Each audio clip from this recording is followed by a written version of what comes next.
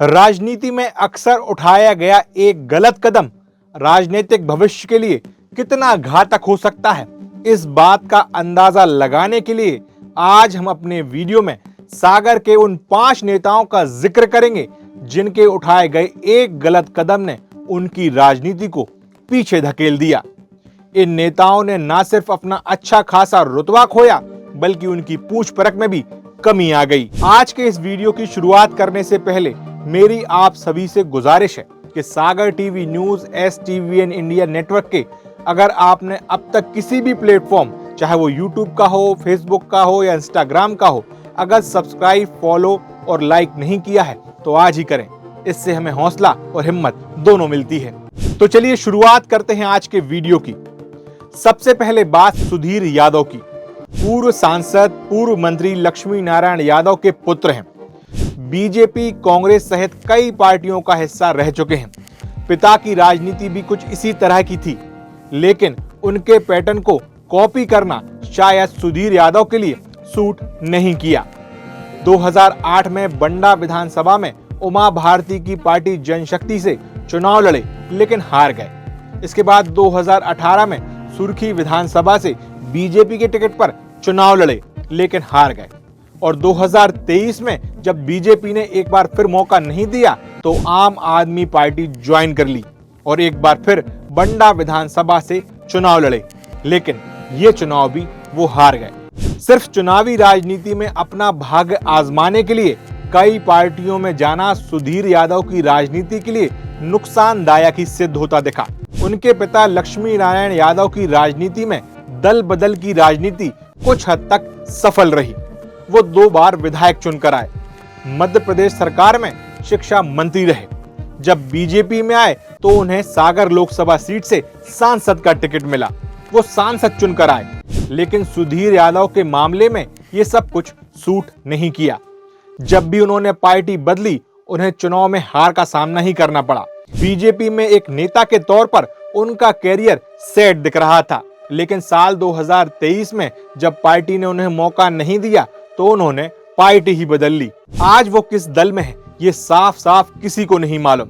चुनाव हारने के बाद उन्होंने आम आदमी पार्टी से भी किनारा कर लिया था। सुधीर यादव के बाद बात एक और ऐसे नेता की करते हैं जिनके लिए चुनाव लड़ने का ऐसा भूत सवार था कि साल 2008 में वो पहली बार अपनी किस्मत आजमाने के लिए चुनावी मैदान में कूदे।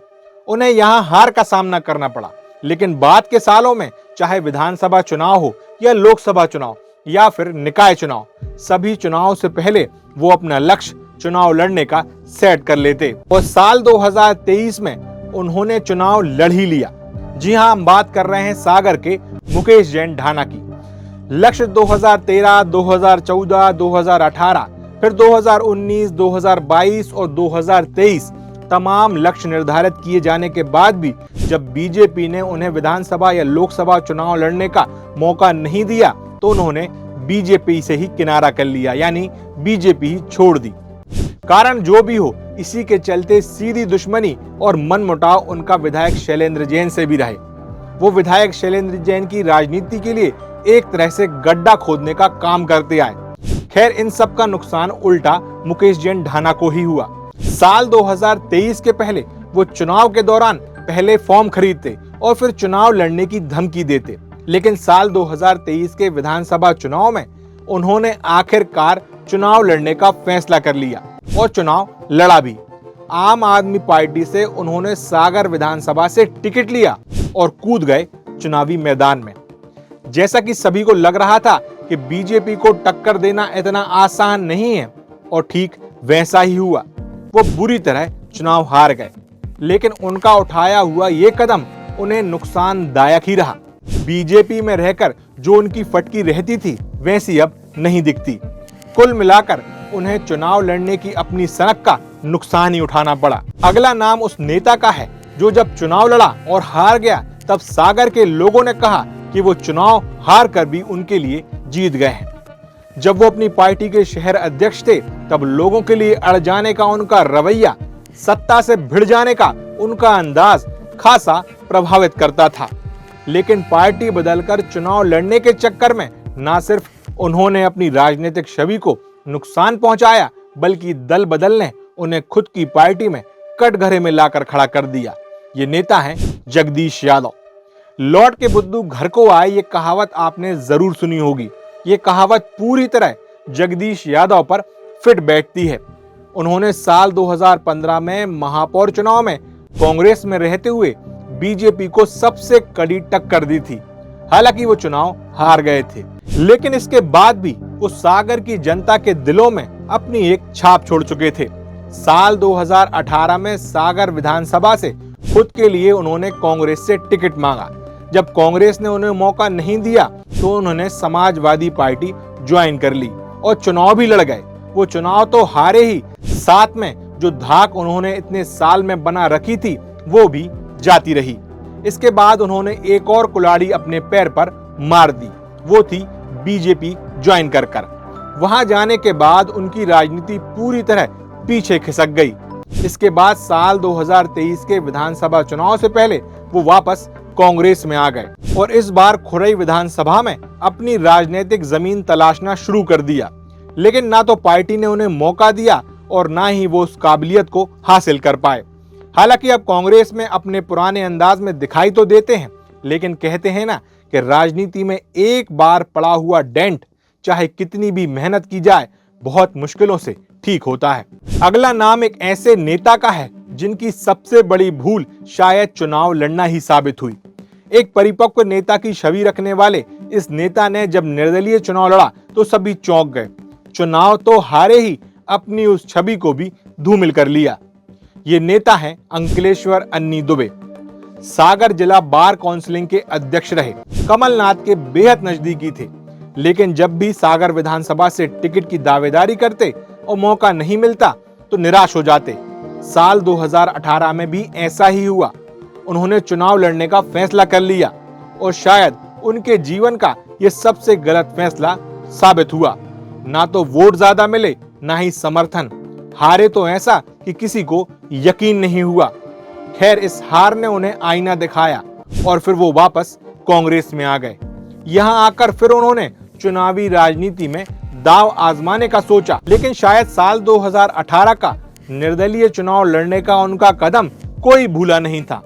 आज राजनीति कांग्रेस में रहकर कर रहे हैं और वापस अपनी धाक पाने के लिए कोशिश करते दिखाई देते हैं। वहीं आखिर में बात करते हैं उस नेत्री की जिसने भावनाओं को राजनीति से जब ऊपर रखकर फैसला लिया तो वो फैसला उल्टा उसी पर भारी पड़ता दिखाई दिया। जब वो राजनीति में आई थी तब लोगों को लगा था कि वो लंबी रेस दौड़ेंगी, लेकिन ना सिर्फ 5 सालों में वो पहले पार्टी की रेस से बाहर हुई, बाद में उन्होंने जब अपना ट्रैक बदला तो उन्हें उसका भी खामियाजा उठाना पड़ा। जी हां, हम बात कर रहे हैं सुर्खी से पूर्व विधायक पारुल साहू की। आज भले ही वो बीजेपी में वापस आ गई हों, लेकिन साल 2020 में राजनीति के दांवपेच जब उन्होंने अपनी भावनाओं से खेले तो उन्हें ना सिर्फ हार का सामना करना पड़ा, बल्कि आज उनकी और उनके पिता के परिवार की धाक को भी चोट पहुंची है। साल 2023 में गोविंद सिंह राजपूत जैसे बड़े नेता को पहले ही चुनाव में मात देने वाली पारुल साहू साल 2018 आते आते पार्टी को यह साबित नहीं कर पाई थी कि अगला चुनाव वो जीत सकती हैं। इस वजह से उनका टिकट बीजेपी ने काट दिया। अगले 2 साल बीजेपी में रहीं, लेकिन जब गोविंद सिंह राजपूत बीजेपी में आ गए तो उन्होंने भावनात्मक फैसला लेते हुए बीजेपी छोड़कर कांग्रेस ज्वाइन कर ली। कांग्रेस में आई, सुर्खी विधानसभा से गोविंद सिंह राजपूत के खिलाफ उपचुनाव लड़ी, बुरी तरह हारी। कुछ वक्त के लिए कांग्रेस में ही रहीं और जैसे जैसे वो कांग्रेस में अपनी जगह बना ही रही थी कि ठीक उसी बीच उन्होंने बीजेपी में आने का एक और भावनात्मक फैसला कर लिया। सागर लोकसभा सीट के लिए कांग्रेस उनके नाम पर विचार भी कर रही थी, लेकिन टिकट नहीं मिला तो वो समझ गईं कि बीजेपी में वापसी करना ही उनके लिए ठीक रहेगा। लेकिन यहाँ उन्होंने एक बार फिर भावनात्मक फैसला ले लिया। पिछली बार साल 2013 में उन्हें टिकट दिलवाने वाले भूपेंद्र सिंह की बजाय जिनकी वजह से बीजेपी छोड़कर वो कांग्रेस में गई थी, उन्हीं गोविंद सिंह राजपूत के साथ उन्होंने बीजेपी दोबारा ज्वाइन की। पहले बीजेपी छोड़ने का फैसला, फिर उपचुनाव लड़ने का फैसला और फिर बीजेपी में वापसी के लिए जिस नेता का उन्होंने चयन किया, ये सभी फैसले उनकी राजनीति के लिए ठीक साबित हुए या नहीं, ये आने वाले दिनों में मालूम चलेगा। लेकिन उनकी छवि को बहुत नुकसान पहुंचा है, साथ साथ उनका राजनीतिक दबदबा भी कम होता दिखाई देता है। सागर की राजनीति के ये वो 5 नेता थे जिनका पार्टी छोड़ना, चुनाव लड़ना उनके लिए भारी पड़ा और उनके राजनीतिक भविष्य के लिए नुकसानदायक भी रहा। आज की राजनीति में दल बदल आम है, तब भी इन्होंने राजनीति में जिस स्थान पर रहते हुए बिना किसी ठोस विचार के जो कदम उठाए, वो फिलहाल कहीं से कहीं तक सही नहीं दिखाई देते। तो ये था आज का हमारा खास वीडियो। अगर आपको हमारे वीडियो पसंद आते हैं तो सागर टीवी न्यूज़ STVN के तमाम प्लेटफॉर्म, चाहे वो फेसबुक का हो, इंस्टाग्राम का हो या फिर यूट्यूब का है, उन्हें लाइक, सब्सक्राइब और फॉलो करें। और अगर राजनीतिक खबरों के आप शौकीन हैं, इतिहास से जुड़ी खबरें आपको पसंद आती हैं, तो मेरे ऑफिशियल पेज यानी शिवा पुरोहित पर जाएं और उसके फेसबुक, यूट्यूब और इंस्टाग्राम के पेजों पर जाकर आप ये सभी खबरें एक जगह पर देख सकते हैं। अभी मुझे इजाज़त दीजिए। नमस्कार।